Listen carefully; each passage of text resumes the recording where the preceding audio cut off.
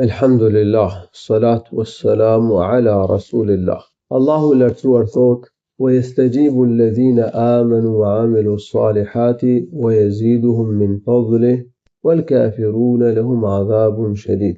Ata që besuan dhe kryen vepra të mira, i përgjigjen thirrjes së Allahut të lartësuar dhe i nënshtrohen atij.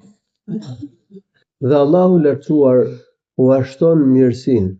Allahu u ashton mirësinë e tij, u jep shpërblim të madh, ndërsa kafirët do të kenë ndëshkim të ashpër. Mbasi ka përmendur Allahu i lartësuar tauben, që do të thotë kthim tek Allahu i lartësuar, përkushtim ndaj Allahut, nënshtrim ndaj Allahut. Ka përmendur dhe qëndrimin e njerëzve ndaj kësaj çështje.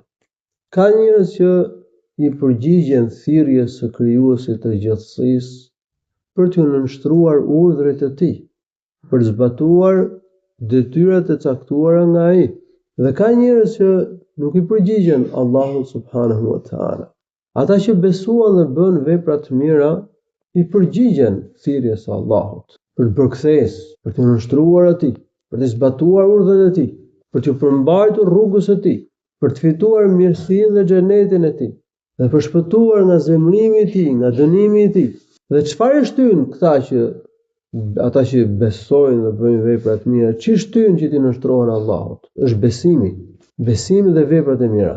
Nëse njeriu beson dhe kryen vepra të mira, kjo e shtyn që t'i përgjigjet Allahut, t'i nënshtrohet Allahut, të shpejtojë në bindje ndaj Allahut të lartësuar. Nëse njeriu s'ka besim, nëse njeriu s'bën vepra të mira, atëherë privohet nga nënshtrimi ndaj Allahut, nga mirësitë e Allahut të lartësuar. Ata që i përgjigjen Allahut të lartësuar, që i nënshtrohen Allahut të lartësuar, çfarë shpërblimi kanë? Se Allahu i lartësuar i vlerëson veprat e mira që kryejnë robët e tij. Allahu i shpërblen, është shpërblyes, shekur. Shpërblimi Allahu ashton mirësinë e tij. Allahu u jep marsi, u jep sukses, i udhëzon më shumë, i mban në rrugën e drejtë, u jep sukses që të vazhdojnë në rrugën e drejtë, u ashton dijen, u ashton mirësinë, gjithashtu u shumëfishon shpërblimin. O yaziduhum min fadlihi, Allahu u ashton shpërblimin. Kështu që besimi dhe veprat e mira, përgjigja ndaj thirrjes së Allahut, nënshtrimi ndaj Allahut, sjellin për robën më shumë mirësi, më shumë bujari nga Allahu, më shumë udhëzim, më shumë dituri dhe shpërblimin e shumëfishuar të Allahut të lartësuar për veprat e mira.